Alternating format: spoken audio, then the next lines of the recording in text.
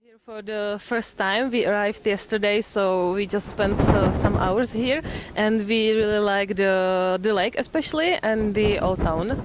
Go here. The lake is amazing, but I think in high season there is a lot of people. So choose April or May.